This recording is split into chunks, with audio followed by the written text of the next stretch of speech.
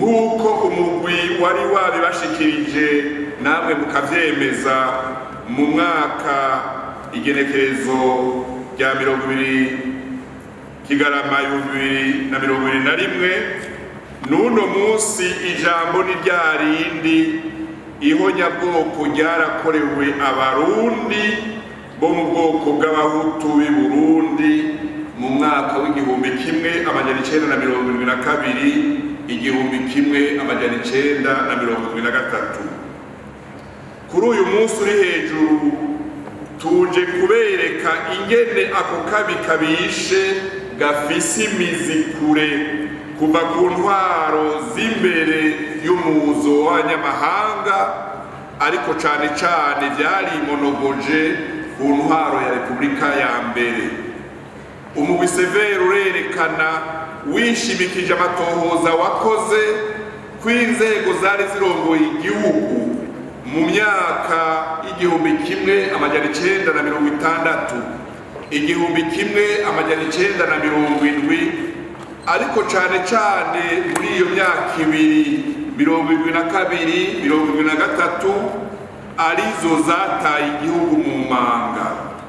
Ni naco gituma muri iki cegeranyo umugwi Severe ushikirije uno munsi winjira mu vya kera ivy'imbere ya 1972 na 1973 ukerekana ingene wasesanguye n'ivyo watoye ku biraba amakuba Uburundi bwaciyemo mu 1971 mu 1969 mu 1965 mu 1964 mu gihumbi kimwe amajana 1962 no mu gihumbi kimwe amajana 1961. Umugwi Severe ntusiga inyuma ivyaha vy'agahomerabunwa vyakozwe ku ntwaro y'Abadagi hagati y'imyaka igihumbi kimwe amajana 896 gushika birukanwe mu Burundi mu mwaka w'igihumbi kimwe amajana 916 hamwe n'ivyakozwe ku ntwaro y'Ababirigi kuva mu mwaka w'igihumbi kimwe amajana 916 gushika mu mwaka w'igihumbi kimwe amajana 962. Muri iki cegeranyo hari abarundi baja kumva bijanye n'imyaka bafise ivyo dushikiriza ubwa mbere vyinshi bisiga ubwenge kandi biteye ubwoba. Muti none iryo honyabwoko ryakozwe mu 1972 ryaje gute? Ryateguwe n'abande? Ryagize ingaruka izihe? Ibi bibazo mu Severe wibajije vyerekana ko twagerageje kwinjira mu matohoza yimbitse. Ico twobwira abarundi bose n'amakungu nuko kumva no kumenya ivyagoye Uburundi bwacu bisaba ubwitonzi no kwicisha bugufi, cane cane tukibaza tuti mbe ihonyabwoko ryahitanye abahutu bo mu Burundi ryaje giturumbuka? Mbega abatutsi canke abatwa bagandaguwe bazize iki?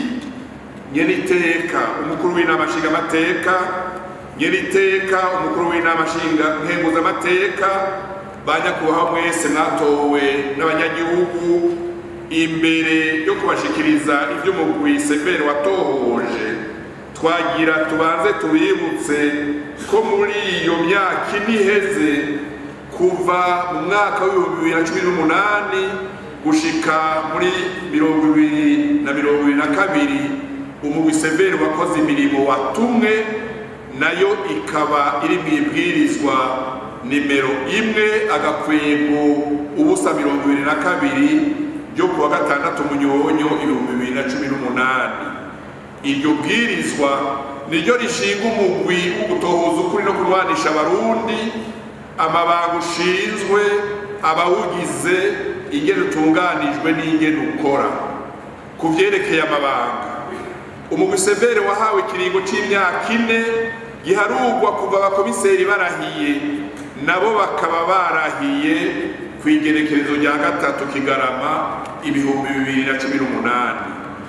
turemeza ko mu kurangura amabanga tujejwe abakomiseri twese tugize umugwi severe n'abo dufatanije muri ubwo butumwa twashize imbere kurondera no kwerekana ukuri kwari kwaranyegejwe imyaka myinshi.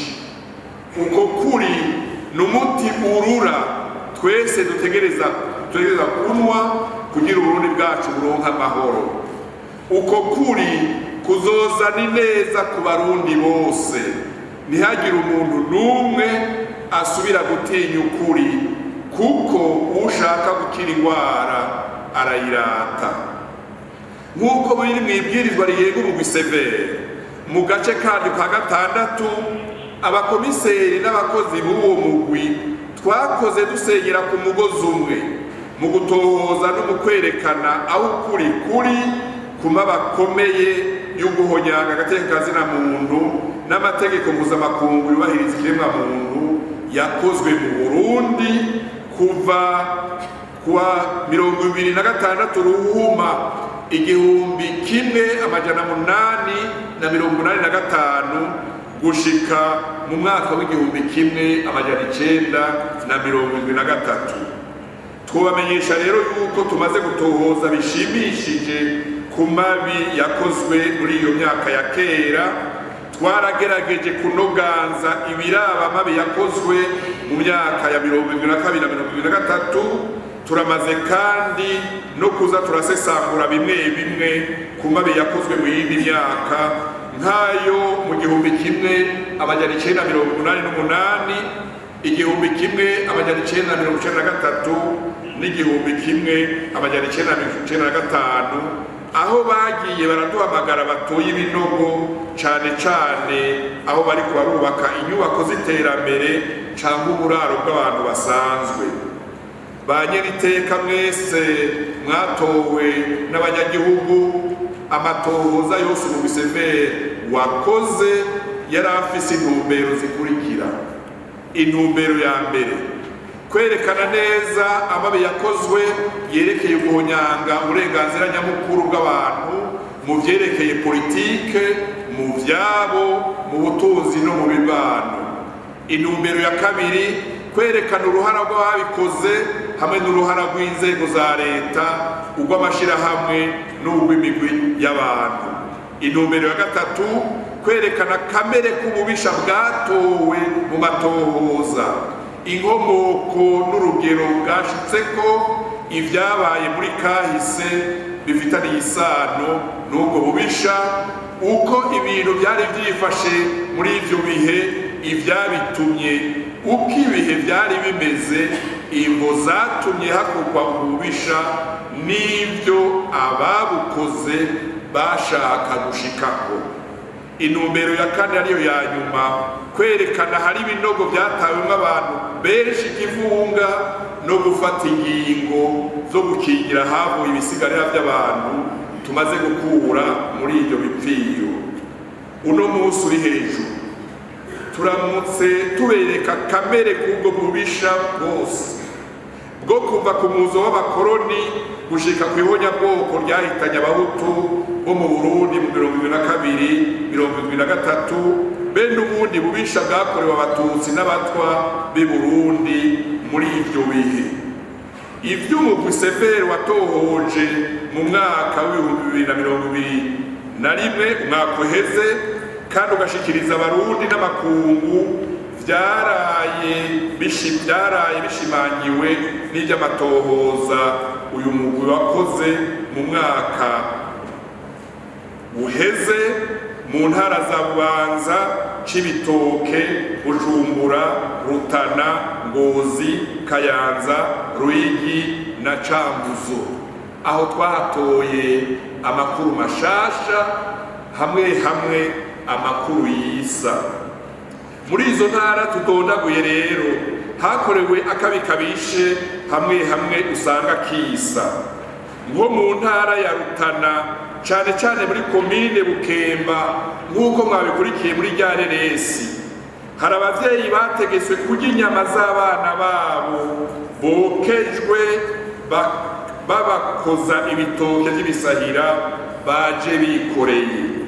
hari n'abandi bategetswe kunywa amaraso ya bagenzi babo bahejeje kwicwa. Ibyo mwavyiyumviye mw'ireresi. Ireresi duhejeje kubereka yabisiguye neza, vyashikirijwe n'abacitse kw'icumu bakiriho uno musi. Aho nyene mu ntara ya Rutana impunzi z'abanyarwanda zarabica bigacika. Uwari kw'isonga ryabo n'uwitwa Nyaruhirira Alphonse yakora muri Bukemba. Abo banyarwanda b'impunzi Umugwisevere uvuga, mwibuke ko bakoze akabi kabishe muri Muyinga, muri komine Mwakiro no mu Kirundo, cane cane muri komine Busoni na Bwambarangwe. Hari vyabaye bidasanzwe mu karere ka Cibitoke na Bubanza. Abarundi benshi bagandaguwe bishwe n'impunzi z'abanyarwanda Uburundi bwari bwarahaye indaro. Bamwe muri bo bari barashizwe mu nzego z'umutekano nk'igisoda na gendarmerie. Izo mpunzi mu kwica bamwe zabata mu mashamba bakaribwa n'ibikoko, abandi babata mu nzuzi muri Ruhwa, Muhira na Kaburanwa, aho ni mu ntara ya Cibitoke. Mu turere twa Ruyigi na Cankuzo Umugwisevere wararonse amazina atari make y'abarundi basasitse inganda. Muri Ruyigi Umugwisevere warashoboye kuvugisha abari barongoye intwaro bakiriho, baremeye bemerera Umugwisevere kw'idayimoni yari yateye mu Burundi mu 1972. Ariko muri utwo turere twa Ruyigi na Cankuzo naho nyene twaraharonse amazina y'impunzi z'abanyarwanda zakoze ubwicanyi budasanzwe. Mu ntara ya Bujumbura cane cane aho twatoye ibinogo muri komine Mubimbi, Mukike na Mugongomanga, abari barongoye intwaro baradomwe ko urutoke, cane cane ba musitanteri na komiseri wa Rondisema. Muri komine Mugongomanga hatowe ikinogo kirekire cababa imetero 90, cavuyemo ibisigarira vyashoboye guharurwa bingana 1562. Cabaye ikinogo ca mbere mu byo tumaze gutora catawemo abantu benshi ari kimwe. Mu ntara ya Ngozi Umugwisevere waragize ingorane nyinshi zo gutora ibinogo bivugwa ku murwa mukuru w'intara. Aho abanyengozi baturangiye hose twasanze hubatswe amazu, ariko mu minsi iheze haratowe ikinogo ahubatswe amazu mashasha y'igipolisi cy'igihugu, aho Umugwisevere warahishikiye. Twibutsa abarundi bose ko abahagarikwa Ingozi no muri Kayanza benshi, bamwe muri bo bagiye kwicirwa Igitega, abandi batabwa muri Ruvyironza iruhande y'iseminari nkuru ya Burasira. Uwaje imbere muri ubwo bwicanyi yari buramatari w'umusirikare Komanda Bizoza Yozefu. Mu ntara ya Kayanza haratowe ikinogo kinini muri komine Rango. Iyo ntara ico gihe yari arondisema yegukira intara ya Ngozi. Umwaka w'2020 Umugwisevere warasubiriye gukorera mu ntara ya Rumonge, aho watoye ibinogo mu gisagara ca Rumonge ahari komisariya y'igipolisi, muri komine Buyengero no muri komine Burambi. Muri Burambi na Buyengero ibimenyetso by'umugambwe Iprona vyarakoreshejwe cane kugira hamenyekane uwicwa n'uwuticwa. Abari bafise uburenganzira bwo gutembera no guhagarika abandi bagendana idrapo rya Iprona canke icumu ririko agatambara gatoya karanga umugambwe Iprona. Ivyo byose Umugwisevere utohoza ubifitiye amajwi n'inyandiko abavyemera bashirako imikono. Mu mpunzi z'abanyarwanda zabonetse mu bwicanyi bwabereye mu karere ko mu bumanuko haravugwa cane uwitwa Aimable Nibishaka, yararongoye koleje y'Imatana mu 1972 yongera arashingwa amabanga atandukanye mu bushikiranganji bw'indero. Uwundi avugwa cane ni uwitwa Karibu Albert canke Albino, yari afise imodoka yakoresha mu guseha abahagaritswe bagiye kwicwa. Muri izo komine za Burambi, Buyengero, indege kajugujugu ya gisirikare yarahaje kenshi, yegeraniriza abahunga mu bicamo no mu kabande, hagaca hakora abasoda bafise inkoho. Abishwe benshi basangukiye hejuru aho hose umugwi severe warahakoreye, n'abategetsi ba gisirikare batanga urusha rwo kugandagura abahungiye masengero nka paruwase Buyengero canke mu kabande, twararonse amazina yabo. Ikindi kidasanzwe muri ako karere ko mu bumanuko nuko habaye imigwi y'abanyagihugu yatanye mu mitwe abavuye epfo mu kiyaya ca Tanganyika, batanye mu mitwe n'abavuye muri Mugamba, Bururi, Matana na Songa. Abo bavuye mu makomine ya ruguru nka Mugamba na Songa harimwo abasirikare n'abasivile bafise inkoho canke imigano. Abantu bo muri ako karere bakuze bakiriho bahaye amakuru mu gisevere benshi bavyise intambara ya Bidodo, mu gifaransa la bataille de Bidodo. Nyeriteka umukuru w'inama nshingamateka, nyeriteka umukuru w'inama nkenguzamateka, mu mwaka w'2022 umugwi severe waratoye inyandiko zitanga umuco ku vyazingamitse igihugu. Imanza z'akarenganyo zacitse zigahitana abarundi n'abarundikazi benshi. Inyandiko zakumira abahutu mu mashure biciye mu busuma bw'amasertifika mu gihugu cose. Inyandiko zinyaga amatongo abahutu n'izindi zerekana ingene igihugu cinjiye mu macakubiri y'amoko n'intara. Ariko hariho n'abatuzi batotejwe bifatiye ku ntara n'imiryango. Iyo tuvuze inyandiko canke archive, umugwi severe uramenyesha abarundi bose ko izo nyandiko ziriko imikono z'abari barongoye ibisata bitandukanye vy'ubutegetsi bw'igihugu muri iyo myaka y'amakuba igihugu caciyemo. Nyinshi ziriko imikono z'abakora mu tungane mu nzego z'umutekano n'abari barongoye intara, arrondissement, amakomine n'igipolisi.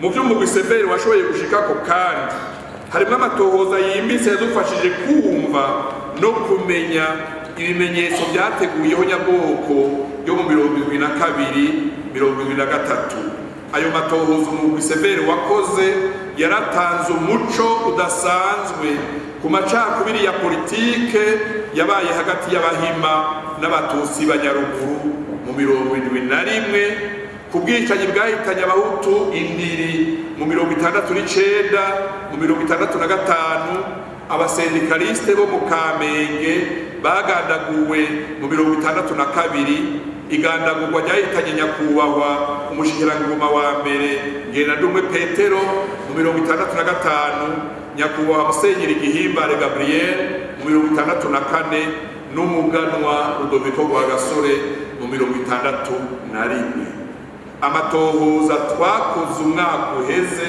w'2020 yaradufashije kandi kumenya ay'abarundi bagowe ku ntwaro y'abadagi, ku ntwaro y'ababirigi no ku muzo w'abamisionari b'abakatolika n'abaporoti.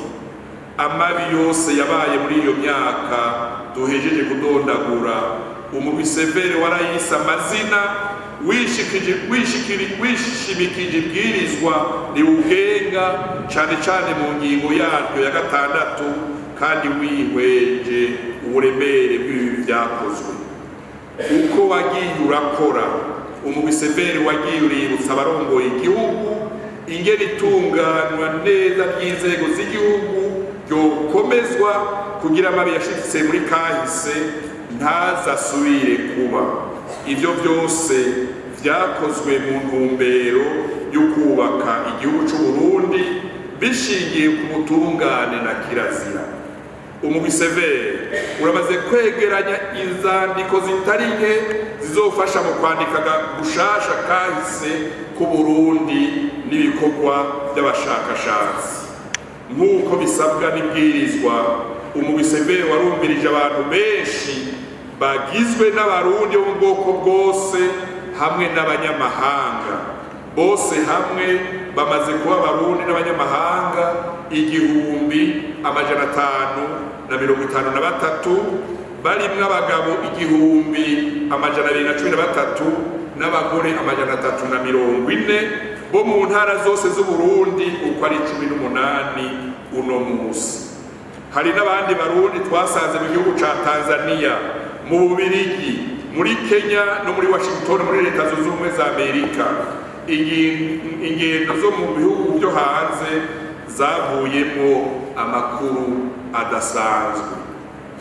Nyiriteka umukuru w'inama nshingamateka, nyiriteka umukuru w'inama nkenguzamateka, umugwi severe wakoreye mu gihugu cose ukorana n'abarongoye intwaro, umutekano, ubutungane n'abenegihugu bo mu ntara n'amakomine yose. Umugwi severe warakoranye n'abenegihugu bo mu mirimo yose, abirimizi, abanyamyuga, abadandaza, abajejwe umutekano, abarongoye amadini, abarongoye amashirahamwe atandukanye, abakenyezi, abapfasoni, imfuvyi, abasirikare bakukurutse, abihebeye Imana, abigisha bo muri za kaminuza. Umugwi severe warashikiriye n'abakozi ba leta bakukurutse, abahoze ari abakuru mu gisirikare, abahoze bakora mu nzego z'iperereza, abahoze bakora mu nzego z'ubutungane, abahoze ari abamenyesha makuru, abahoze ari abigisha, abahoze ari abanyezamu, abahoze ari abaforoma, abaciye mu mabanga yo kuba abamustanteri, abahoze ari abanditsi b'imanza greffier, abahoze ari abanyagikoni, abahoze ari abasirikare bato bato, abahoze ari abakuru b'amazone, abahoze ari abajereri twarabumvirije, abahoze ari abapolisi ku makomine twarabumvirije.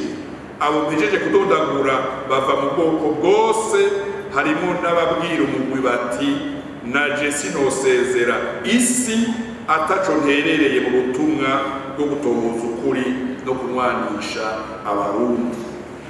Twarabajije n'abahoze ari abafungwa mu mabohero nka Bujumbura, Gitega, Ngozi, Ruyigi, Bubanza, Bururi, abahoze ari abashoferi b'imiduga, b'amakamyo n'amatingatinga, abungere b'amashengero, abahoze ari abamenyeshamana, les catéchistes, abahoze ari abagoronome n'abandi.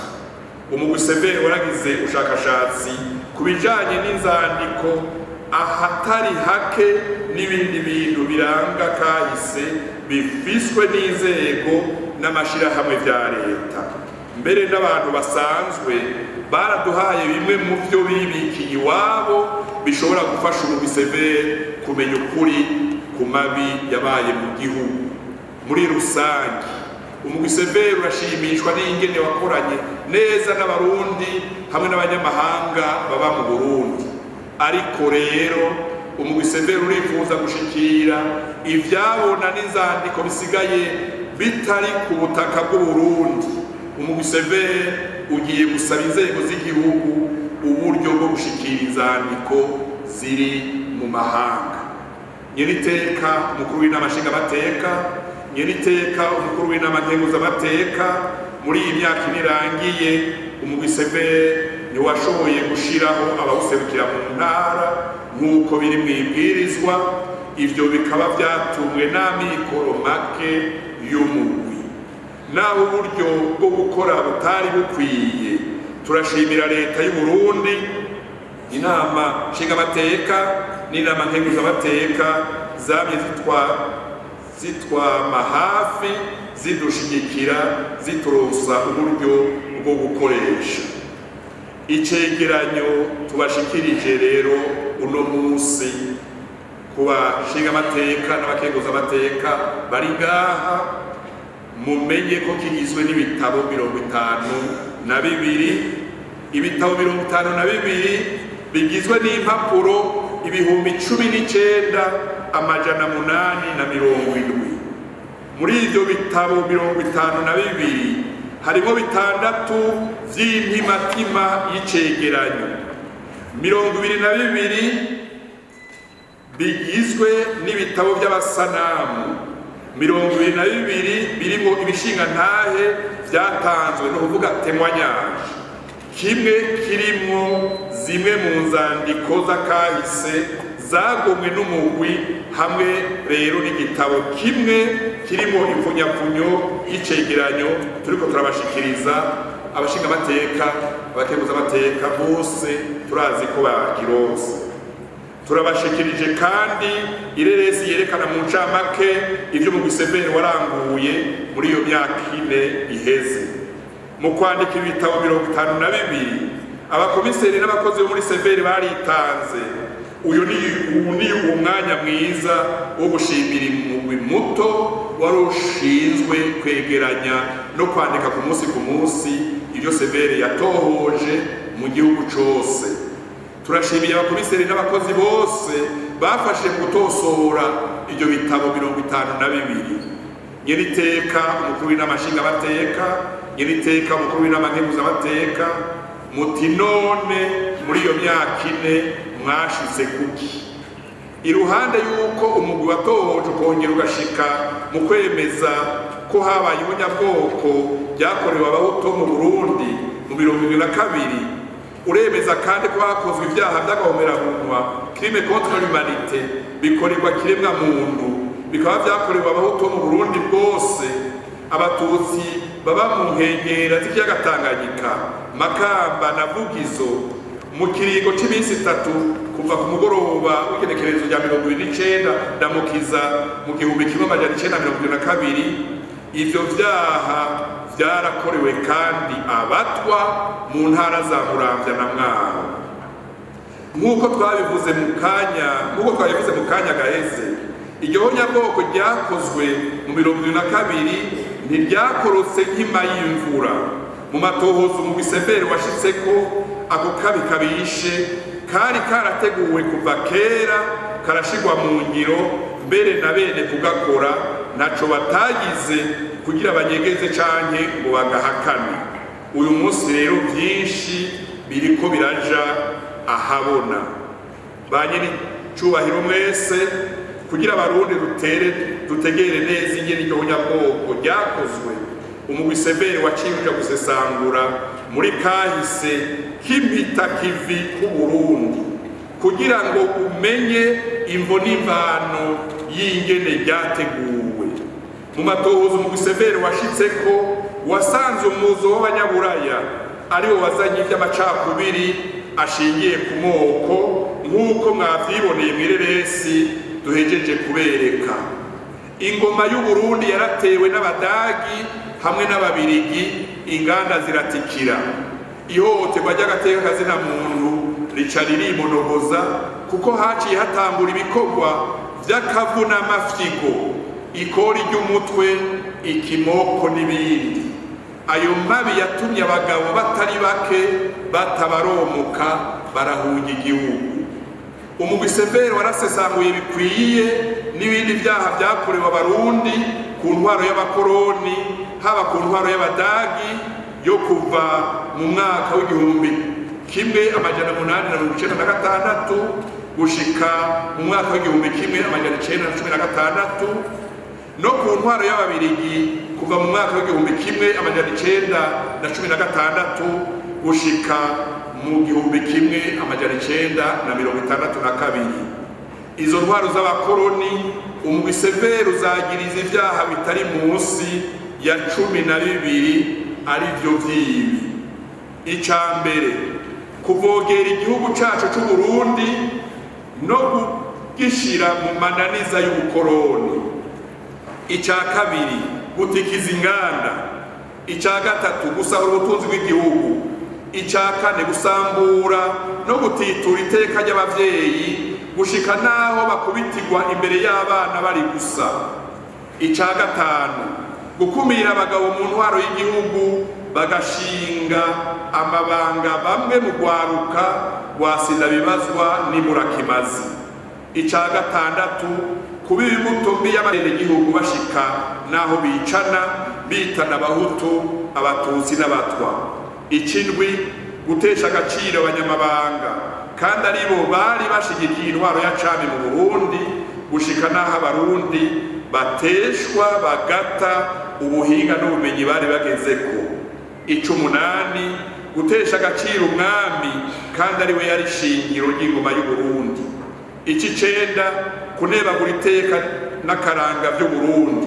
Ikigira 10, guhatira abarundi kwihakana ukwemera kwabo bagakubitirwa kuja mu yandi madini mashasha yarazanwe n'abanyamahanga. Icumi, kutitura imico n'imigenzo y'abarundi.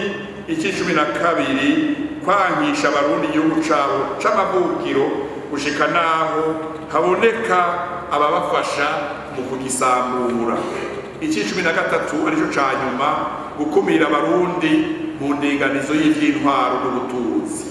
Muri make, iki cegeranyo c'umugwi severe kiremeza ko abakoroni basambuye Uburundi.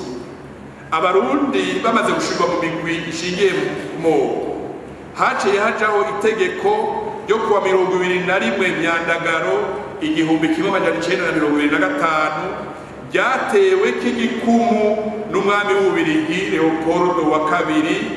Iryo tegeko ryaje gusambura intwaro yari isanzwe ishingiye ku miryango le clan, hacashingwa intwaro ishingiye ku moko les ethnies. Kuva ico gihe haciye hatangura ikumirwa ry'abahutu, ikumirwa ry'abagore nka Mukakagenda, Inamujandi, Inakigunu n'abatwa baciye bakumirwa.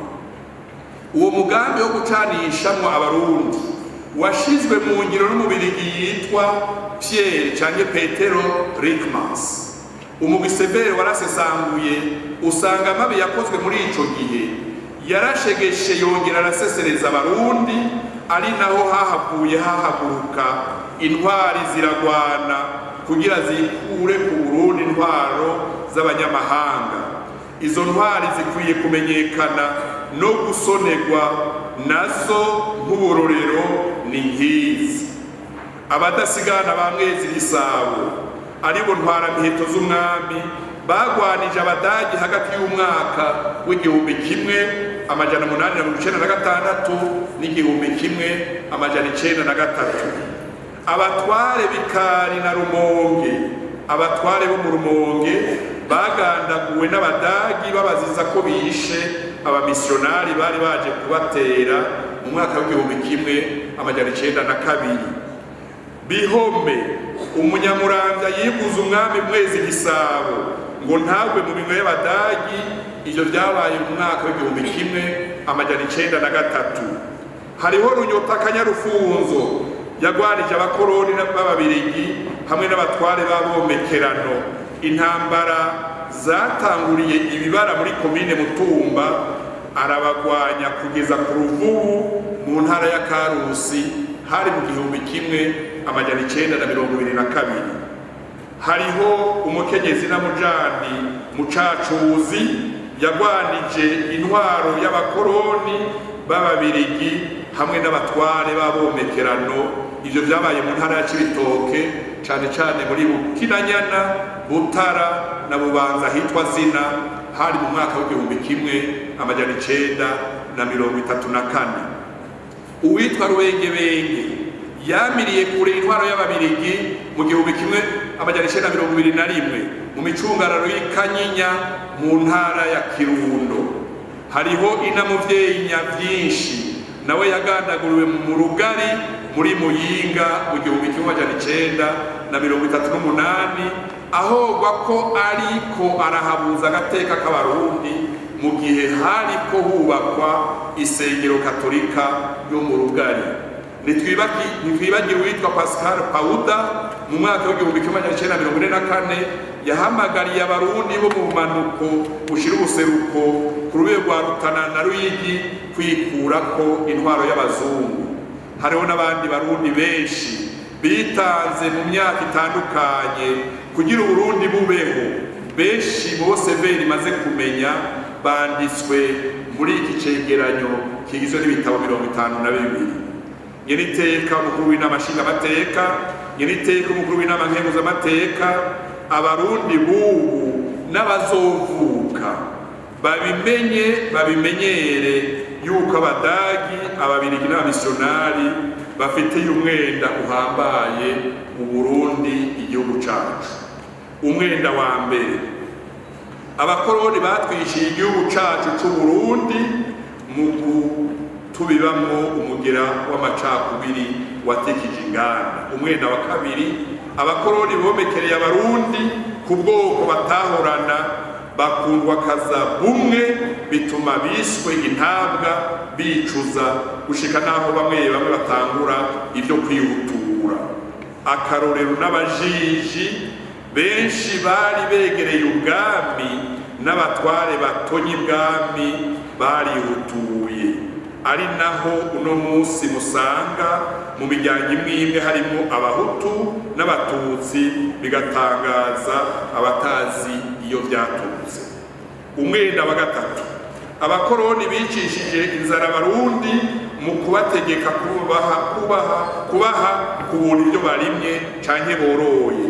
Ivyo kandi bakabigereka ku bikorwa vy'akakonamafyigo babakoresha batabahemba. Umwenda w'icenda, abamisiyonari nabo bafashije abakoroni mu gusambura igihugu, cane cane bafatiye ku nkingi y'urufatiro rwo kwemera Imana kw'abarundi, mu kubabuza umuganuro, kubuza gusenga Imana ngo basenge Mungu, gusambura ibitabo byose bahubaka amasengero. Iri ni rya jambo ry'igifaransa muzosoma abasoma ibitabo bya kahise, bavuga ngo nous allons construire notre église sur les ruines de la religion burundaise. Nous allons construire notre église sur les ruines de la religion burundaise. Umwenda wa gatandatu, abamisiyonari bategeka gushikanirwa nk'abandi bakoroni, ni rya jambo zana amagi zana amasoro. Ariko rero banyakubahwa, imbere y'umuzo w'abazungu vyose ntivyera de mu gihugu cacu. Umugwi Severe waratohoje usanga hari utunenge tumwe mu mibano y'abarundi. Akarorero, ukunena, ubugererwa, ubugabire, ukunyaga, ukwangaza, ugutanga ikimazi muntu, ugushorerwa ko inka, ukwagiriza imiryango imwe ngo itere umukoshi, ugukumira abatwa n'ibindi. Ivyo byose twarabitohoje. Ku vyerekeye rero amakuba n'amahano yashikiye abarundi ku ntwaro y'abadage n'ababirigi, bari kumwe n'abamisiyonari, umugwi Severe warabihaye izina, warabitomoye mu rurimi rw'ikinyamazuru, uvuga uti: de tout ce qui précède, la Sévère du Burundi déclare solennellement que les colonisateurs allemands et belges ont commis au Burundi des crimes économiques attentatoires aux droits de l'homme avec la complicité des missionnaires catholiques. Banyeniteka, bashinga amateka mwese, bakenguza amateka mwese, nk'uko muzovyisomera mu vyegeranyo twaraye tubashikirije, abakoroni ntibashize ibigwanisho hasi mu gihe abarundi bariko bararondera guhabuza intahe yo kwikukira. Bobo mu gihe abarundi benshi bashaka guhabuza intahe yabo yo kwikukira vyihuta, ababirigi bagerageje gucanisha abarundi kugira ngo n'imiburiburi iyo ntahe izoboneka inyuma y'iyindi myaka 30, gutyo abarundi bakikukira mu 1980. Iyo nyifato igayitse y'abakoroni yashitse kwigandagurwa y'umushikirangoma wa mbere, umuganwa Rudoviko Rwagasore, hari tariki 13 Gitugutu 1961. Umuganwa Rwagasore yazize uguhabuza intahe yo kwikukira abarundi bambuwe n'abadagi mu 1903. mu matozo mu Giseveri wakoze Rwagasore amaze gutorwa ababirigi baciye batangura kugira inama z'urutavanako barondera ingene mu mugandagura. Inama rukokoma yabereye Igitega igenekerezo rya 20 Nyakanga 1961 biribonekeza neza yuko naho Rwagasore yarashwe n'umugereki yitwa Yohani Kajorgis, uno mwicanyi yari yabigiye inama n'ababirigi hamwe n'abakuru mu bwambwe PDC mu Gifaransa ni Parti Démocrate Chrétien, bari baherutse gutsindwa mu matora y'abashingamateka yabaye kuwa 18 Nyakanga 1961. Byaragaragaye ko abagiye inama yo kwicara ku Rwagasore bari batewe intege n'ababirigi mu bakuru b'abakoroni nka Jean Paul Harua yari resident general w'u Rwanda n'u Burundi, be na Roberto Renier yari resident w'u Burundi, mbere n'umwami w'ububirigi ariwe Baudouin ntaco atakoze kugira bishe Rwagasore ntibahanwe, ariko abarundi barahagaze nk'abagabo, imanza ziracibwa bigoranye gato. Yohani Kajorgis yarashe Rudoviko Rwagasore, urubanza rwiwe rwaraciwe, yaciriwe ubwo gupfa maze araswa ku itariki 30 z'ukwezi kwa gatandatu 1962 buca Uburundi bwikukira kw'igerekerezo rya mbere mu Kakaro 1962. Abo bafatikanije umugambi ugayitse nka Yohani Batista Ntidendereza, Joseph Birori, Yohani Batista Ntakiyica, Anthony Nahimana n'umugereki yitwa Michel Giatru, nabo nyene barahavuye baracira urubanza, banyongewe ku kibuga Igitega kuwa 15/1963 isinzi ikoranye. Urupfu rwa Rudoviko Rwagasore icungu yo kwikukira ku Burundi, umugwi Severe ugwagiriza icese igihugu c'Ububirigi, ni naco gituma leta y'u Burundi yosaba ico gihugu c'Ububirigi kwemanga icese ako kabi cakoze, kigasaba ikigongwa Abarundi, kikanashumbusha umuryango w'umuganwa Rudoviko Rwagasore ndetse n'igihugu c'u Burundi. Umugwi Severe wihweje ingene Burundi bwahekuwe, bukongerako amaganya n'akabonye urupfu rwasize mu muryango wa Rudoviko Rwagasore, twabonye iryo bara ryakozwe ryohabwa izina rikurikira mu rurimi rw'ikinyamazuru: de tout ce qui précède, la Commission Vérité et Réconciliation du Burundi, ayant revisité tous les faits et relu le jugement rendu sur la mort du prince Louis Rwagasore, déclare solennellement que le Premier ministre, le prince Louis Rwagasore, a été victime d'un assassinat au mobile politique organisé et planifié par la Belgique. Ibi twatohoje nk'umugwi n'ababirigi batari bake baheruka kubishira mu bitabo, baravyanditse n'ivyo bitabo mu Gisevere uramaze kubironga. Mu mwaka w'1962 harabaye ubwicanyi buboneka nka zimwe mu nkurikizi z'igandagurwa ry'umuganwa Rudoviko Rwagasore. Hano mu gisagara ca Bujumbura muri ico gihe harishwa abakuru b'abasendikaliste babita sendikaliste chrétien bo mu bwoko bw'abahutu mu Kamenge, Gasenyi na Gatunguru.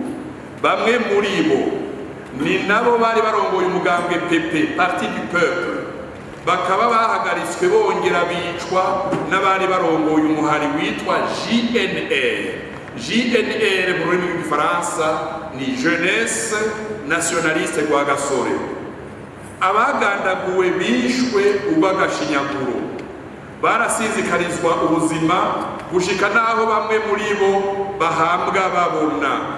Kandundura n'umugore yitwa Fatuma, mumbabarire kugira tubabwire ukuri, Kandundura n'umugore yitwa Fatuma yagize umwanda muto kugiye guhambwa abona yitwa Nduwabike.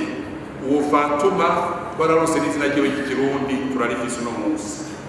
Urubanza rw'abakoze ico caha n'uyo Fatuma arimwo rwarabaye, biramenyekana ko abatumwe kwica abakuru b'umugambwe, abatumwe kwica ari abakuru mu mugambwe Iprona na JNR nka Prime Niyongabo, Ildefonse Ntamikevyo n'uwitwa Jean-Marie Rugigana.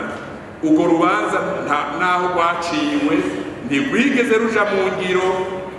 Umwe mu banditsi b'ibitabo b'Abarundi niwe yumvise abigamba bavuga ngo abahutu turabica tukabaherana, n'uyu muntu yabivuze izina ryiwe rirazwi. Aya makuba yashikiye abasendikaliste bo mu Kamenge n'indongozi z'abanyepolitike b'umugambwe b'umugambwe PP Parti du Peuple. Ico gihe umugwi CPR nk'uko wavyanditse mu cegeranyo wabashikirije washimye kuvyita izina rikurikira mu rurimi rw'ikinyamazuru: de tout ce qui précède et à la lumière des dispositions légales précitées, la Commission Vérité et Réconciliation du Burundi déclare solennellement que les violations graves des droits de l'homme perpétrées dans le quartier de Kamenge le 14 janvier 1962 et les jours qui ont suivi sont constitutives des infractions de génocide, d'assassinat, de vol qualifié et d'incendie dont ont été victimes les syndicalistes chrétiens et les membres du Parti du Peuple PP. Nyeriteka umukuru w'inama nshingamateka, nyeriteka umukuru w'inama nkenguzamateka, banyakubaha mwese muri mu nama nshingamateka na nkenguzamateka, turi ku rugendo rurerure kuko twasesanguye byinshi ku myaka myinshi. Mutwihanganire rero tubashikirize ibyo mwadutumye. Mu mwaka w'igihumbi kimwe amajana icenda na 1964 harabaye igandagurwa ry'uwundi mwubahwa adasanzwe mu buzima bw'igihugu na Eklezia Katolika, umusenyeri wa mbere w'Uburundi yitwa Gihimbare Gabriel. Uyu musenyeri yari asanzwe ari umwibutsamana mukuru mu Gifaransa, aumônier général de l'armée w'abasirikare b'u Burundi. Umwibutsamana mukuru, aumônier général w'abasirikare b'u Burundi. Musenyeri Gihimbare Gabriel yari umuhutu avuka muri komine Giheta mu ntara ya Gitega. Mu matohoza severe twakoze yerekana ko uwo musenyeri yakundwa cane, yagandaguwe yaraherutse kugenwa na Papa Paul wa gatandatu ngo abe umusubirizi wa Musenyeri Antoine Grols ku ntebe y'umwepiskopi gatolika muri diocese nkuru ya Gitega. Musenyeri Gihimbare Gabriel yarasiwe ahitwa ku Nyanza muri komine Busoni mu ntara ya Kirundo kuwa 13 Kigarama 1964, aho yari yagiye gusezera abasirikare yari asanzwe ajejwe. Umupatiri mugenzi we arangurira ubutumwa mu gisirikare cy'u Burundi yitwa Thomas Mahwera, abakoze baramwibuka. Patiri Thomas Mahwera nawe yari umunye mu gisirikare, yari yamubujije kuja mu Kirundo gusezera abasirikare. Musenyeri Gihimbare yarashwe n'umukaporari yitwa Kaporari Bavumiragira, kandi ntiyigeze ahanwa uwo mukaporari. Kabaye akazimizwe n'ingoma. Abasirikare bakorera muri Busoni ico gihe bari barongowe na kapitene Paul Rusiga. Niyo ntwazagabo mu basirikare ntaco bigeze bamubaza. Ivyo byose umugwi severe umaze kubitohoza no kuvyihweza washimye kubishikiriza mu rurimi rw'ikinyamazuru majambo akurikira: considérant les résultats des enquêtes menées par la CVR, notamment les auditions collectées sur le terrain, la Commission Vérité et Réconciliation du Burundi déclare solennellement que l'assassinat de Monseigneur Gihimbare Gabriel, évêque auxiliaire nommé par le pape Paul VI pour succéder à Monseigneur Antoine Grols, archevêque de Gitega, est un crime d'État. Un crime d'État. Cet assassinat a pendant longtemps créé une fracture identitaire au sein de l'Église catholique du Burundi. Nyeriteka umukuru w'inama nshingamateka, nyeriteka umukuru w'inama nkenguzamateka, banyakubahwa mwese mwatowe n'abanyagihugu, Uburundi bwacu ntibwigeze buronka agahengwe. Mu mwaka w'igihumbi kimwe amajana 1965 naho harabaye amabi menshi mu ntango z'umwaka kuwa 15/0 igihumbi kimwe amajana 1965 hagandaguwe umushikirangoma wa mbere w'Uburundi Petero Ngendandumwe.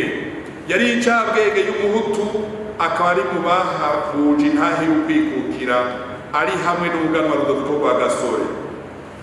Ku murango yashinze leta, ku mugoroba aja mu bitaro Clinique Rodin. Clinique Rodin ni uyu munsi twita Clinique Prince Louis Rwagasore, niho yagiye kwibarutsa umukenyezi wiwe yibarutse. Umunyarwanda w'impunzi yitwa Gonzalves Muyenzi yarashe Petero Ngendandumwe, yafatiwe mu Bwiza aho yinyegeje. Yarapfunzwe iminsi mike mw'ibohero rikuru rya Mpimba, hanyuma abategetsi bari bamuhaye ico gikorwa kigayitse baramutorokesha bamuhungishiriza mu gihugu ca Uganda. Abafashwe bagirizwa gutegura urupfu rwa Petero Ngendandumwe bose bararekuwe baridegembya. Mu makuru ntahinyuzwa umugwi Severi watohoje yemeza ko Michel Bicombero yatwara igisirikare, secrétaire d'État à l'armée, ariwe yatanze ingoho kuwatazigwa Bushoro, uwo yari yateguwe kugira na se Petero Ngendandumwe iyo Gonzalves Muyenzi amuhusha. Vyongeye Michel Bicombero baramubonye aho hantu yiciwe Ngendandumwe kuri Clinique Rodin, yitwa Clinique Prince Louis Rwagasore. Uno musi nyeriteka umukuru w'inama nshingamateka, iyo tuvuze urupfu rwa Ngendandumwe dushaka tubabwire yuko twashitse no ku mutumba, turamenya n'abo bagendanye, turamenya n'amakuru y'abasoda bato bato cane cane bajya bita mu gifaransa TCM. TCM no kuvuga travailleurs civils militarisés, bari bamwegereye, baraje gutanga amakuru ahambaye mu mugwi Severi.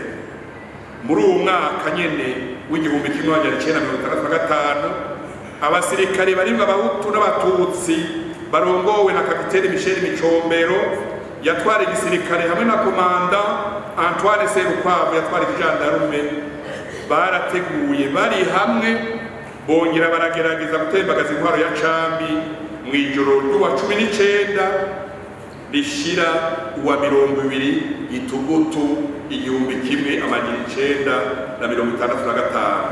Mwumve ko mu 1965 habaye byinshi bidasanzwe, turiko turasesangura, turiko turasohora byinshi. Tubivuze abantu baratangara kuko byaranyegejwe. Iyo nteguro rero yabayemo umutego udasanzwe, kuko kapitene Michel Bicombero atabaye akirungika abasirikare, yari yemeye mu gufasha komanda Antoine Serukwavu gufata Ikirimba. Yamuteze umwereka, nta musirikare n'umwe yarungitse, ahubwo Michel Bicombero yaciye abarungika nk'abagiye gutabara umwami, maze baca bagwanya abajandarume barongowe na komanda Antoine Serukwavu.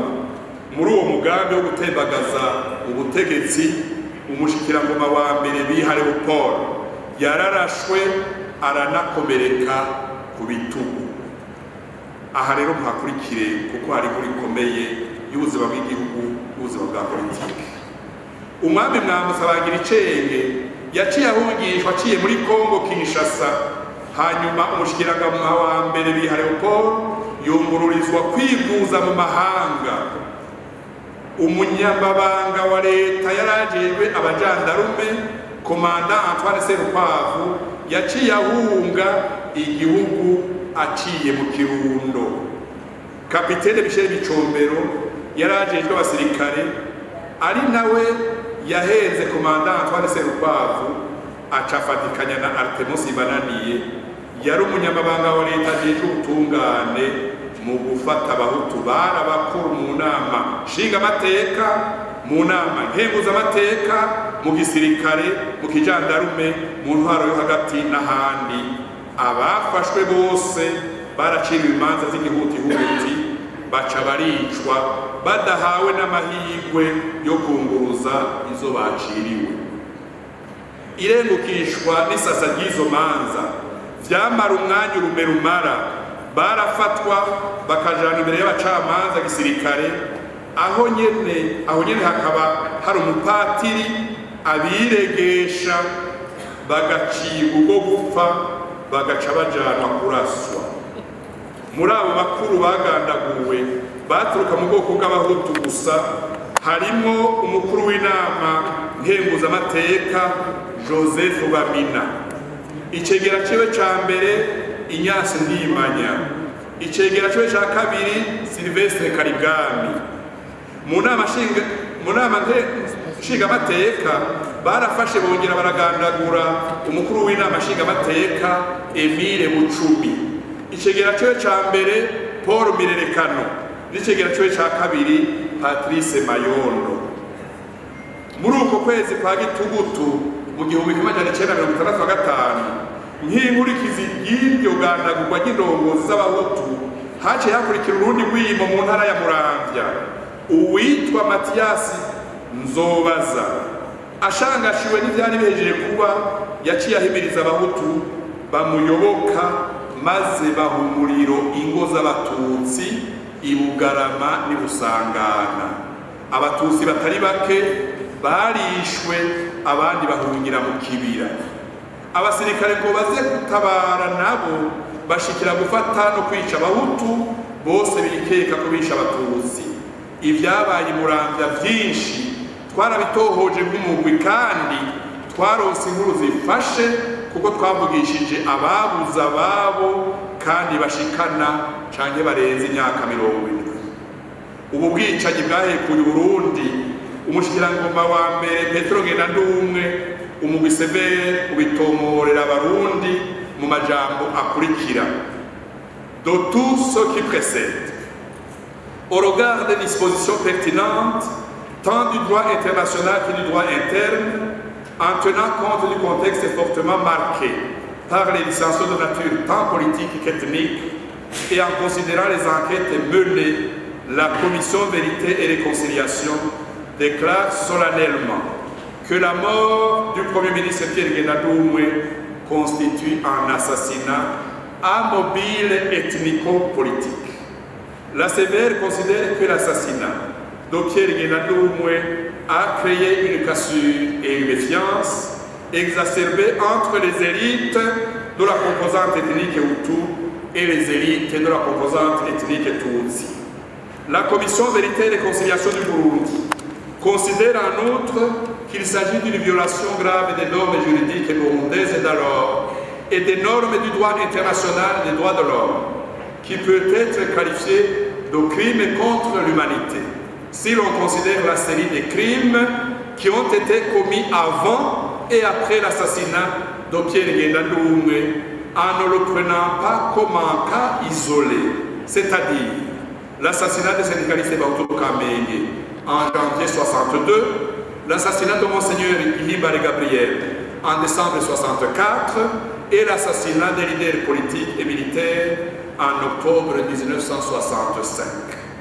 Aya matohoza y'umugwi severe aratangaza benshi kuko igihugu catwawe mu kinyoma kidasanzwe. Nyeniteka umukuru w'inama nshingamateka y'u Burundi, nyeniteka umukuru w'inama nkenguzamateka y'u Burundi, ba nyenicubahiro mwese mwatowe n'abanyagihugu ku vyerekeye umugambi wo gutembagaza ingoma y'ubwami mu 1965, umugwi severe ubishikiriza icese urugwego mu majambo akurikira: de tout ce qui précède, il ressort que le capitaine Michel Micombero, secrétaire d'État à l'armée à l'époque des faits, et le commandant Antoine Serukwavo, secrétaire d'État à la gendarmerie à l'époque des faits, ont semé le trouble dans le pays en lançant un coup d'État manqué contre le mouvement de rébellion réprimé par le Code pénal de 1940. Le Code pénal de 1940. Ayo mategeko yose twarayasomye, twarayakoresheje, twarayeretse abahinga bize amategeko badushigikiye kwita amazina ubu bwicanyi butandukanye bwabaye mu gihugu. Muri ubwo bwicanyi nyene bwatandukiye intara ya Muramvya, cane cane mu karere ka Busangana na Bugarama. Izina ritomora ibyabaye mu majambo akurikira mu rurimi rw'ikinyamazuru naya: considérant les faits ci-dessus, en tenant compte des enquêtes menées à Bujumbura, à Bugarama, à Busangana et à Muramvya, la commission Vérité et Réconciliation déclare solennellement que les crimes commis contre les cadres politiques, civils et militaires Bahutu et les populations rurales Bahutu de Busangana et Bugarama constituent des actes de génocide dans leur allure, leur intention et leur planification. Les crimes qui ont été commis depuis le 19 octobre 1965 ont impliqué l'État à travers la machine politico-militaire représentée au sommet par le capitaine Michel Micombero, secrétaire d'État à l'armée, et Artemus Ibananiye, secrétaire d'État à la justice à l'époque des faits.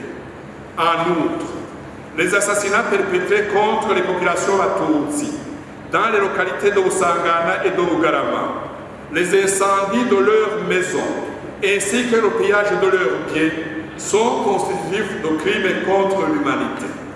Nyeriteka umukuru w'inama nshingamateka, nyeriteka umukuru w'inama nkenguzamateka, urugendo ndarurembeje ndabashikiriza ivy'umugwi watohoje. Ntimurambirwe rero kuko umugwi severe mwawushinze gutohoza ibintu abarundi benshi banyotewe kumenya. Mu mwaka w'igihumbi kimwe amajana 1969 harabaye ubundi bwicanyi bw'agahomerabunwa bwahitanye incabwenge z'abahutu.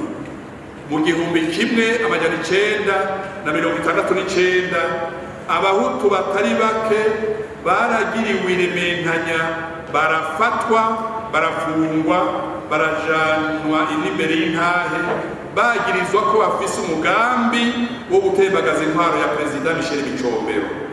Baciriwe imanza gihutihuti, amategeko ahonyanzwe kandi nta kigongwe bagiriwe. Benshi muri bo barishwe.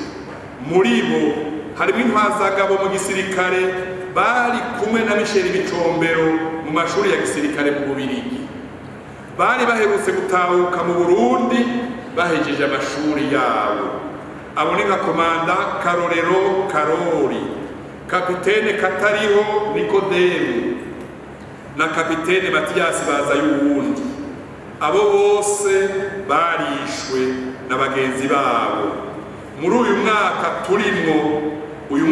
turimwo umugwi severe warabonanye mu Bubiligi n'abapfakazi ba komanda Karori Karorero na komanda Mathias Bazayuwundi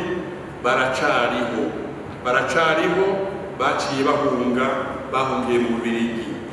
Barabwiye umugwi severe ko kwicwa kw'abo basirikare kwateguwe n'intwaro ya Perezida Michel Micombero bakiri kwiga i Buruseli mu Bubiligi. Imbere y'uko batahuka mu Burundi haravuzwe ibihuha vyinshi kuri bo. Bimwe ngo bariko barategura gutera Burundi baturutse mu Rwanda, ibindi bihuha bikavuga ko batazotaha bazoca bigira mu Rwanda. Leta y'u Burundi yaranabarukiye intumwa zari zirongowe na komanda Jerome Ndungunguranye. Abo basirikare bari bahejeje amashure babwiye komanda Ndungunguranye bati: twebwe tuzotaha i Burundi iwacu, twebwe twize ku buryo bw'igihugu. Bati ibyo bihuha bivugwa kuri twebwe ntituzi iyo biva. Umunsi bashika ku kibuga c'indege ca Bujumbura nta n'umwe yashikiye mu muryango wiwe. Igisirikare c'u Burundi cari cabateguriye aho bashikira. Haheze iminsi mike inzego za gisirikare zirabarungika gukorera mu ntara zitandukanye. Ivyakurikiye ntivyoroshe kuko bagandaguwe bose. Kuva mu mwaka w'igihumbi kimwe amajana icenda na mirongo gatandatu aho intwaro ya cami itembagarijwe mu Burundi hakaza intwaro ya Repubulika gushika mu mwaka w'igihumbi kimwe amajana icenda na mirongo irindwi na rimwe hari ibihuha by'urutavanako, imyikeko, uruhagarara, intwaro ya Duhure, abantu cane cane abahutu bigeze umugambwe PP Parti du Peuple barafatwa bagapfungwa bakaborezwa igufa bazira uruvugo n'umwikeko canke ko bagifise ivyibiro vyo ku ntwaro ya cami. Abitwa abaganwa bobo baciye bakumirwa. Umugwi Severe waragize amahirwe uratora inyandiko nyinshi zerekana agacinyizo k'ico gihe. Ivyo byose bitagenda neza mu gihugu. Umushikiranganje wo kumenyesha amakuru w'ico gihe Komanda Martin yahoze yaravyandikiye Perezida Michel Micombero mu gihumbi kimwe amajana icenda na mirongo itandatu n'umunani mu cegeranyo kidasanzwe ca politike citwa rapport politique. Komanda Martin yahoze yanditse avuga ko hari akagwi k'abatutsi bariko barategura guhonya abahutu, akagwi kari karemeshejwe na Artemosi Bananiye. Ivyo ntiyavyanditswe ivyo vyanditswe na Martin yahoze ntiyavyanditse wenyene, n'abasaserdoti bo muri diocese nkuru gatolika ya Gitega baravyanditse mu cegeranyo c'inama bagize mu gihumbi kimwe amajana icenda na mirongo itandatu n'icenda bavuga ko ibintu biriko birayangara mu gihugu. Mu bari muri iyo nama y'abihebeye Imana harimwo Patiri Michel Kayoya. Uyu nawe co kimwe na Martin yahoze ntiyarokotse mu 72 bagandaguwe mu ba mbere mu gihumbi kimwe amajana icenda na mirongo irindwi na kabiri. Iryo gandagurwa ry'izo ndongozi z'abasirikare n'abasivile twashimye kuriha izina rikurikira muri ayo majambo y'igifaransa twashimye kubashikiriza: de tout ce qui précède et à la lumière des dispositions légales précitées, la Commission Vérité et Réconciliation du Burundi déclare solennellement que les violations graves des droits de l'homme commises en 1969 sont constitutives de l'infraction de crimes contre l'humanité. Nyiriteka mukuru w'inama nshingamateka, nyiriteka mukuru w'inama nkenguzamateka, mu mwaka w'igihumbi kimwe amajana icenda na mirongo irindwi na rimwe harabaye ibindi bintu bidasanzwe. Muri ya ngendo y'akadenderezo hari abatutsi bafashwe baraborezwa igufa, barapfungwa, baraja imbere y'intahe bagirizwa ko bagombye gutembagaza ubutegetsi burongowe na Perezida Michel Micombero. Ico gihe umushikirizamanza Nduwayo Leonardo yariko araburana urwo rubanza yabwiye sentare ko abo bantu ataco bagira. Bukeye bwaho umushikirizamanza Leopoldo Nduwayo yaciye abogozwa asubirizwa n'uwundi mushikirizamanza yitwa Kayibigi Bernardo. Urubanza rwaciye rusasa bushasha bituma hacibwa ibihano bishika no ku gihano cyo gupfa. Kubera amajwi avuye ku mpande zitandukanye z'isi no mu gihugu hagati, abari bagize uwo mugwi w'abo batutsi witwa kurongowe na Komanda Jerome Ntumburanye na bagenzi we bahavuye bagirirwa ikigongwe n'umukuru w'igihugu Michel Micombero. Imbabazi zagiriwe abatutsi b'abanyaruguru mu 72, abahutu bo mu 65 no mu 69 bagirizwa icaha kimwe n'abo batutsi bobo baraciriwe imanza baca bagandagurwa ubwo nyene. Umugwi Severe umaze kwihweza ibyabaye mu 72 biraba abo bise abatutsi b'abanyaruguru washimye kuvyita iri zina rikurikira.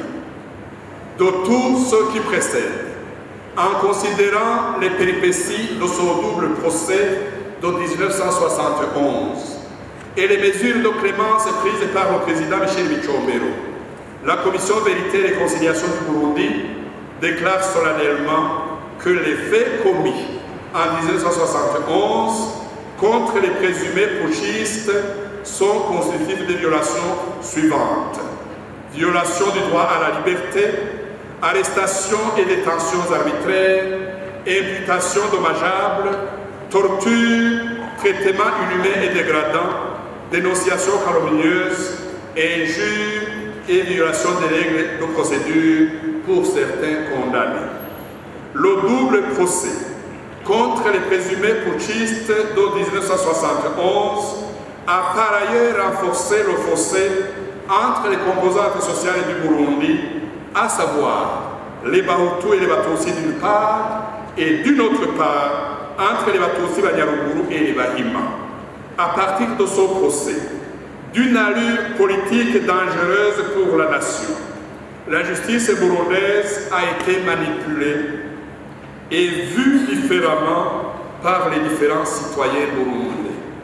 La Commission Vérité et Réconciliation du Burundi considère en outre que les différents procès antérieurs à 1972, qui ont fauché de nombreux cadres civils, politiques et militaires du groupe ethnique Bahutu, et le procès contre les présumés putschistes et Batutsi Banyaruguru de 1971, qui a culminé dans les mesures de grâce, ont fait le lit aux futures violations graves et massives des droits de l'homme qu'a connu le Burundi, dont en particulier celle de 1972-1973.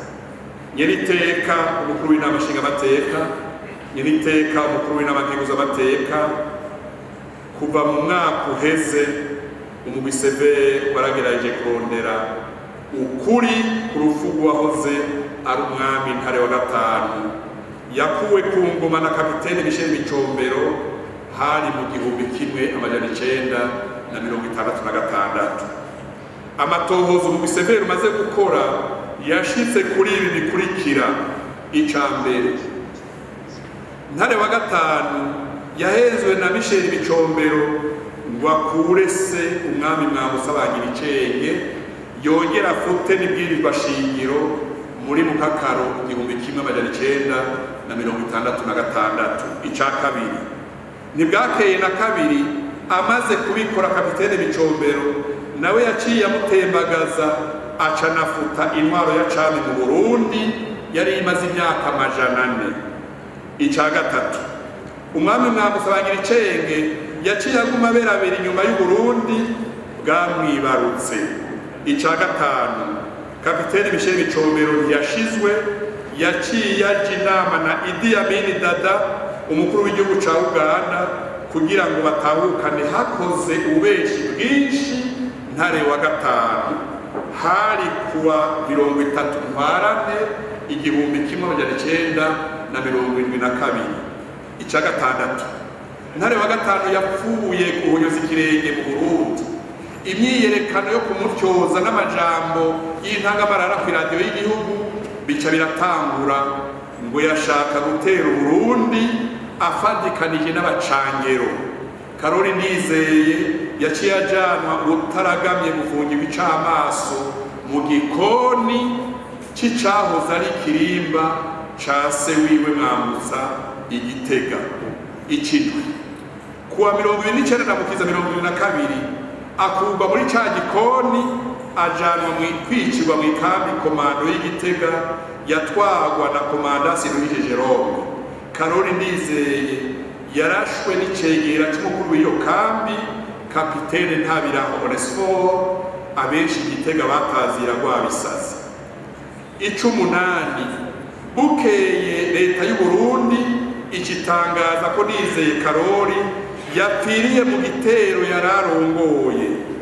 Icicenda, amaze kuraswa uwahoze ari umwami Ntare wa gatanu bamushize mu ngorofani bamuraza mu bubiko bw'ibigwanisho mu ikambi kompanyi komando Igitega aho yakuwe aja gutabwa mu kinogo rusange. Icicumi umugwi Severe umaze kwimba ibinogo birenga 8 warangiwe n'abiyemerera ko ari bo bagiye kumuta mu kinogo Itangoma muri komine ya Gitega, ariko ntitwigeze turonka gushika uyu munsi ibisigarira vyiwe. Inyuma y'ayo matohoza yerekeye igandagurwa rya Ntare wa gatanu yabaye umwami wa nyuma w'u Burundi, ubu bwicanyi umugwi Severe wavyise amazina akurikira: à partir des faits ci-cités et des enquêtes et auditions menées, la commission Vérité et Conciliation déclare solennellement que les commanditaires et les exécutants du crime d'assassinat du roi Ntare V se sont rendus coupables de crimes d'enlèvement, de torture, d'assassinat, de traitements inhumains et dégradants, d'exécution sommaire et extrajudiciaire et de mutilation de cadavres. Ces crimes si haut énumérés contre le roi Ntare V, dans les circonstances de temps et de lieu, se situent dans le cadre des violations massives des droits de l'homme que la Sévère a déjà qualifié de génocide contre les Bahutus du Burundi, de crimes contre l'humanité commis contre les Bahutus à travers tout le pays, de crimes contre l'humanité commis contre les Batutsi et de crimes contre l'humanité commis contre les Batwa, car l'exécution de Ntare V rentre dans le déclenchement du génocide de 1972-1973. En conclusion, ce crime commis contre le roi Ntare V est qualifié par la Sévère de crime contre l'humanité. Nyeniteka umukuru w'inama nshingamateka, nyeniteka umukuru w'inama nkenguzamateka, ba nyenicubahiro mwese mwatowe n'abanyagihugu, ubutumwa umugwi Severe ushinzwe ni burebure kandi buraremereye. Gutohoza ukuri ku bwicanyi bwanyegejwe n'ababikoze si igikorwa coroshe. Ukuri kurangwa kandi kuraremera abantu benshi, ariko niyo nzira yonyene yo kubohora igihugu. Ibinyoma vyabaye vyinshi mu Burundi. Iyo ikinyoma kimaze imyaka 50 canke irenga, hari ubwo abarundi benshi n'abanyamahanga bagifata ukuri kwiganje. Umugwi Severe wasubiye gusaba abarundi ngo bugurure imitima kugira twese twinjire mu nzira yo gushigikira ababuze batagaraguye, tubashe kurira, kugandara, kuganduka no kubaho. Ababuze batagandaye harageze ko abarundi twese tubashigikira bakagandara kandi bakaganduka. Twese hamwe dufatane mu nda. Abahutu bashigikira Abatutsi n'Abatwa babuze, Abatutsi n'Abatwa nabo nyene bashigikira Abahutu babuze. Niyo nzira nziza yo gutanga urugendo rwo gusabana ikigongwe no kunwana mu gihugu cose. Umugwi Severe urasavye kandi abarundi bose kutitiranya umwicanyi n'umwana wiwe. Umwicanyi niyitwa umwicanyi kuko bigaragara ko yishe intungane imuvukako canke inshuti ziwe ntizizire ibibi bakoze. Niho umugambi wo gusaba no gutanga ikigongwe wokoroha, niho urugendo rwo kumwanisha abarundi wohezagirwa n'Imana. Umugwi Severe urasavye kandi imiryango yabuze kwihangana no kurekuriranira. Umugwi Severe urasavye abakoze ibibi bakiriho kwicisha bugufi mu mvugo no mu kibano kugira ntibakore mu nkovu imiryango yatunguye. Umugwi Severe urasavye abakoze ubwicanyi bakiriho kwitegura gusaba ikigongwe abarundi n'imiryango yahekuwe ababo n'ivyabo. Gusaba ikigongwe imiryango yabuze n'uburyo bwiza, tubibwira abavyeyi bavyumve, n'uburyo bwiza bwo gucira inzira abo uwisha asize kw'isi. Ibi byose umugwi Severe usaba birashoboka, bisaba umwanya no kwicisha bugufi birasaba gusenga Imana mbere n'umuryango ugafasha. Kwemera ikibi c'ubwicanyi ntibyoroshe, twese turabizi. Banyiriteka mwese, banyakubahwa mwese mwatowe n'abanyagihugu mu kurangiza rino jambo, hari ivyiyumviro recommandation umugwi severe uhora ushikiriza inzego zirongoye igihugu, cane cane leta y'u Burundi, inama nshingamateka na nkenguzamateka. Uyu munsi uri hejuru ku bwicanyi butandukanye no gutosekaza agateka ka zina muntu, umugwi wakoreyeko kuva ku 1885 gushika mu 1973 twashimye gushikiriza inzego ivyiyumviro canke recommandation zikurikira. Ubwa mbere, ku vyerekeye ibi vyakozwe n'Abadagi n'Ababirigi mu Burundi, umugwi severe urasaba leta y'u Burundi kuganira kahise Uburundi, Ubudagi n'Ububirigi, ivyo bihugu uko ari bitatu bisangiye.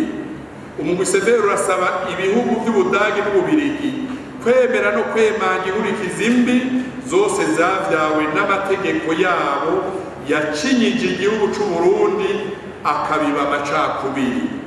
Ikindi umugwi severe usaba n'amashirahamwe atandukanye nk'ishirahamwe mpuzamakungu ONU, ishirahamwe ry'ubumwe bwa Afurika, no gushigikira Uburundi muri uru rugamba rwo kumenya ukuri no kumva ko ivyo umugwi severe umaze gushikako bobigira ivyabo.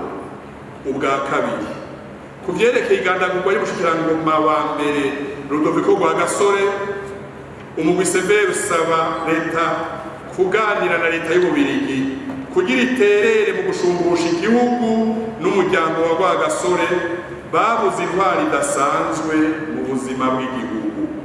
Umugwi severe usaba kandi leta y'ingoma y'Ububirigi kwemera no kwemanga ko ico gihugu cagize uruhara mu igandagurwa ry'umuganwa Rudoviko Rwagasore. Ubwa gatatu, ku vyerekeye abahutu n'abasendikaliste n'abarongoye umugambi pepe biciwe mu Kamenge igerekerezo rya 14/1962, umugwi severe usaba leta y'u Burundi kubakira izo nzirakarengane icibutso kiriko amazina y'abagandaguwe bose. Ico cibutso co kubakwa mu Kamenge vyoba vyiza cane. Ubwa kane, ku vyerekeye igandagurwa rya nyakubahwa Musenyeri Gaburiyeri Gihimbare kw'igenekerezo rya 13 Kigarama 1964, umugwi severe usaba leta y'u Burundi kubaka icibutso aho yagandaguriwe mu ntara ya Kirundo muri komine Busoni. Umugwi severe urasaba kandi ko hokubakwa icibutso co kumwibuka mw'ikambi ya Muha yitwa kera Cambodouin, aho yakoreye kuva mu 1962 gushika 1964 imbere y'uko bamugandagura. Uyu mugwi severe urasaba Eklezia Gatolika kwiyumvira ibimenyetso canke inyubakwa zokwitirirwa Musenyeri Gaburiyeri Gihimbare, haba ku mutumba Bihororo muri komine Giheta yavukako no ku Mushashi Gitega ahari icicaro ca Diocese Nkuru Katolika ya Gitega. Ubwa gatanu, ku vyerekeye igandagurwa y'umushikirangoma wa mbere Petero Ngendandumwe kw'igerekezo rya 15/065, umugwi severe usaba leta y'u Burundi kubakira icibutso co kwibuka Petero Ngendandumwe mu kibanza yagandaguriwemo no kwemeza ko Petero Ngendandumwe yagandaguwe n'abaserukira leta y'u Burundi ico gihe. Ikindi umugwi severe usaba leta y'u Burundi nuko Petero Ngendandumwe yokwibukwa biboneka kw'igerekezo rya 15/0 buri mwaka mu gihugu cose. Ubwa gatandatu, ku ku vyerekeye ubwicanyi budasanzwe bwahitanye abasirikare abasivile n'abanyepolitike b'abahutu muri Gitugutu 1965 umugwi severe usaba leta y'u Burundi ko woshira habona urutonde rw'abarundi bari bafise amabanga akomeye mu gihugu bagize uruhara rudasanzwe mu kugandagura abandi barundi. Ikindi umugwi severe usaba leta y'u Burundi nuko inzirakarengane zose ziswe abamenja n'abari barongoye igihugu ico gihe mu kwibuka abahutu n'abatutsi bagandaguwe muri Gitugutu 1965 cane cane Bujumbura no mu ntara ya Muramvya Musangana ni Bugarama. Umugwi severe urongera ugasaba leta kubaka icibutso co kwibutsa izo nzirakarengane. Ivyo vyibutso bito bito umugwi severe ushira imbere ntihagire umuntu n'umwe abona kubizohava biba vyinshi mu gihugu, kuko ivyo bizofasha kwigisha abarundi bose kahise k'igihugu abari uyu munsi n'abazovuka. Ubwindwi ku vyerekeye igandagurwa n'ikumirwa ry'abaganwa mu buzima bw'igihugu, umugwi severe urasaba leta kwiga inzira zibereye zo gusubiza agateka abaganwa bakumiriwe canke bagandaguwe ku giti cabo canke umugwi. Aba ni umuganwa Ngoboka Rwagasore, Biha Emmanuel, Karori Ndizeye, François Gikoro n'abandi umugwi severe umaze kumenya amazina bari muri kino cegeranyo dushikirije uno musi. Ubwo munani ku vyerekeye abahutu bagandaguwe mu 1969 babeshewe ko bagomba gutembagaza intwaro ya Perezida Michel Micombero, umugwi severe urasaba leta kubaka icibutso c'abarundi bagandaguwe bazira ubusa n'intwaro ya Perezida Michel Micombero mu 1969. Abo basirikare bagandaguwe barakwiye kwibukwa nk'abarundi bazize amacakubiri y'ubwoko canke intara.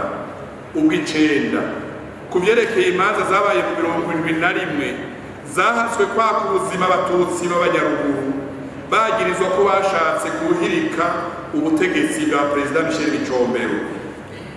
Umugwi severe urasaba leta y'u Burundi ko yoha iteka umucamanza yamaze gushengera Leonardo Nduwayo nabo bakorana base kurenganya abarundi ngo bashatse gutembagaza inzego z'igihugu. Ikindi umugwi severe usaba leta no gusaba mu minsi iri imbere ibihugu vyahaye indaro Arutemoni Simbananiye n'abandi barundi bari bafise amabanga hambaye ko bo barungika mu Burundi babazwe ivyerekeye ubwicanyi bwabaye mu gihugu. Ugasanga amazina nka Arutemoni Simbananiye canke Nicayenzi Zeno agaruka henshi. Uko kubabaza no kubumviriza kofasha abarundi kuronka umuco udasanzwe ku bibi vyazingamitse igihugu muri kahise.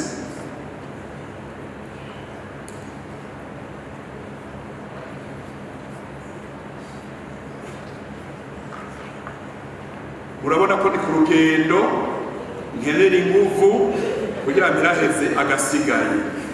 Ubw'icumi aribwo bwa nyuma ku vyerekeye igandagurwa ry'uwahoze ari umwami Ntare wa gatanu mu 1972. Umugwi severe usaba leta y'u Burundi kwibuka no guha iteka uwabaye umwami w'u Burundi Ntare wa gatanu wa nyuma.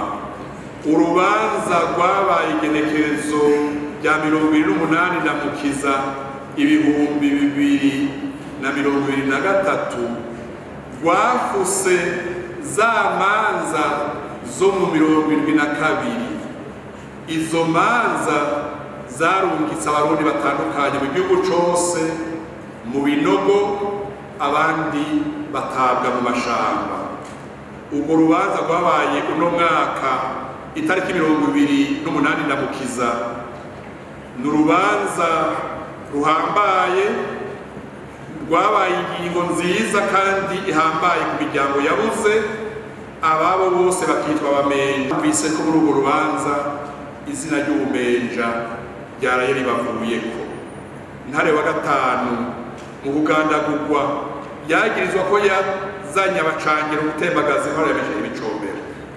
Abatutsi n'abatwa bagandaguwe mu 2022 bose bakwiye kwibukwa kuko bazize ubutegetsi bubi bwateguye kongera gushira mu ngiro umugambi wo gutikiza abarundi. Ba nyir'icubahiro mwese nk'uko mubibona kandi mubikurikirana, umugwi Severe uracari ku kivi kugira uze ubashe gushira habona intore z'abantu batawuzi irengero ryabo, abagandaguwe, abakorewe amabi n'ivyabona vyemeye ko amazina yabo amenyekana nk'uko ibwirizwa ribidusaba. Ico gikorwa citwa rusansuma nakivuze catanguye muri Cankuzo, muri Rumonge ni Bururi. Ibindi bikorwa umugwi Severe urimo nk'uko ubisabwa n'ibwirizwa no kubandanya gutohoza no gutegura indinganizo zerekeye gushumbusha abantu bahuye n'ivyago, indinganizo z'ibikorwa bishira imbere ukugiranira ikigongo no kumwana.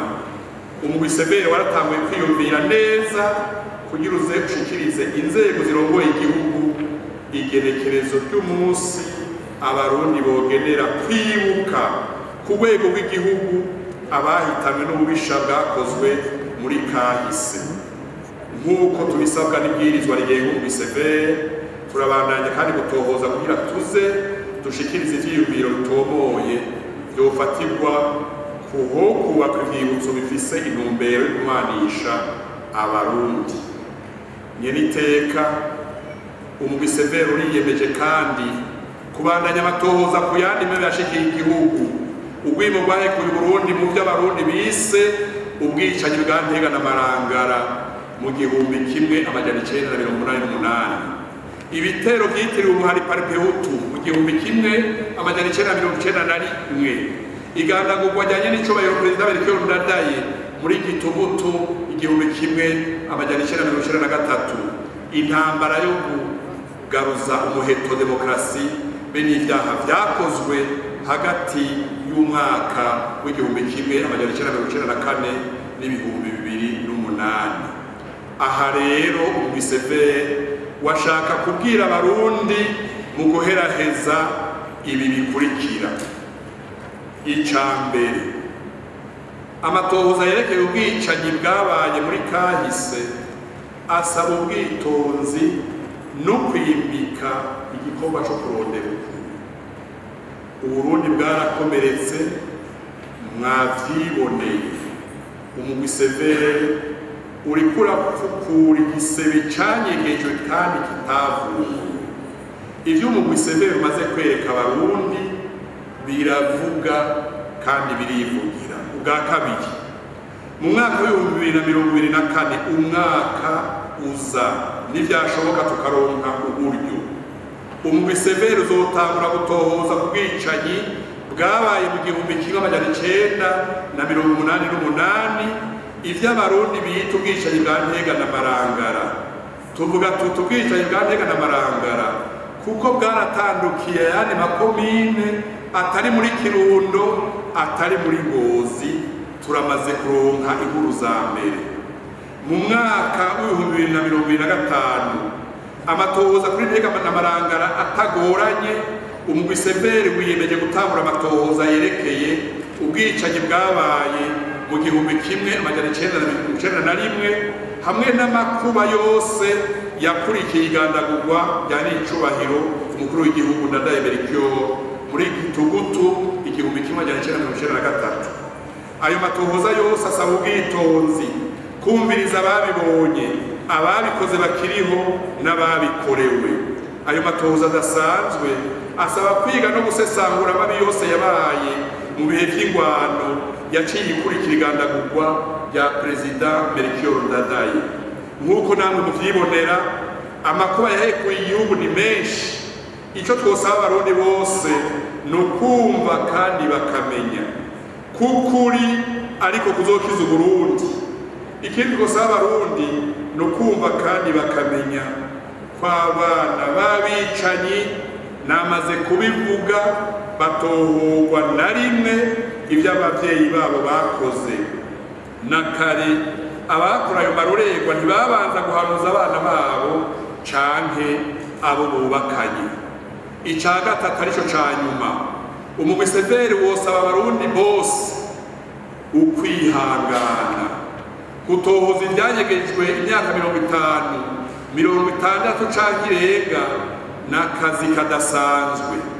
Kumva no kumenya ivyabaye mu muzo w'abazungu mu Burundi, kumenya neza ingene ivyago vyahekuye imiryango kuva mu 1963 gushika mu 2023, ingene vyateguwe, ababiteguye, ababikoze n'ababikorewe, ni inzira nziza ifasha Abarundi kumenya kahise, ikongera igasambura ibinyoma vyakwiragijwe mu gihugu cacu no mu makungu.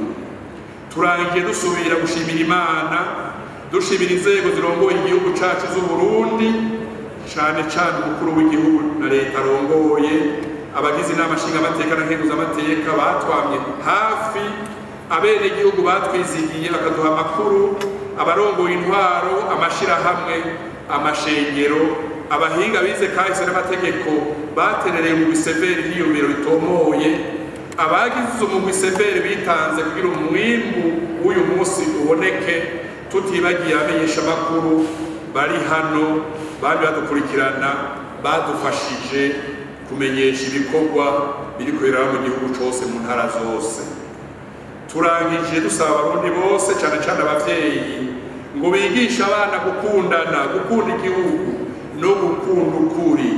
Ntimubigishe kwankana, ntimubigishe ikinyoma, kuko ikinyoma kirafise iminsi kitarenza. Ntimubigishe amacakubiri yaba y'imiryango, ay'amoko, ay'intara, ay'amadini canke ayandi.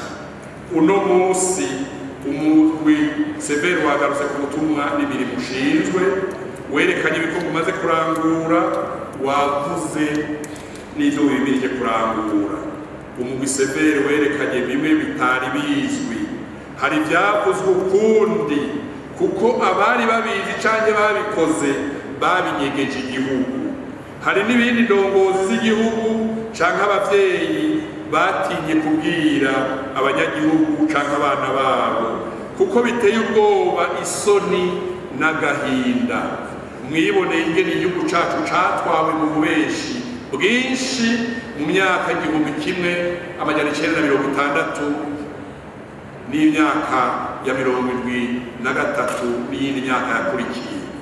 Amatohoza mu bisevere maze gushikako yerekana ko inzego zari zirongoye igihugu muri iyo myaka ya 60 ya 73 arizo zagitaye mu manga. Uburundi bwacu bwamye mw'izinguzingu ry'ubwicanyi kubera mabi bwaciyemwo atigeze ahanwa n'ubutungane. Ukuri ku mabi yazingamitse Uburundi ntikwagiye ahabona ngo abantu bakumenye. Ubu rero umuco w'ukuri uriko uraseruka. Umugwi severe usaba Abarundi bose kugendera mu rukundo, abakoreye n'ababandi babasaba ikigongwe, abasabwa ikigongwe bagitange bivuye ku mutima, maze abana b'Uburundi baze bakurire mu muvukano mwiza, Uburundi ntibuze busubire kugwa mw'isanganya. Kw'izina ry'abo dusangiye ubutumwa mu mugwi severe, nkaba ndabakengurukiye cane mu rupfasoni rwinshi ko mwanteze yompi. Imana ikingira Uburundi. Murakoze ba nyir'iteka.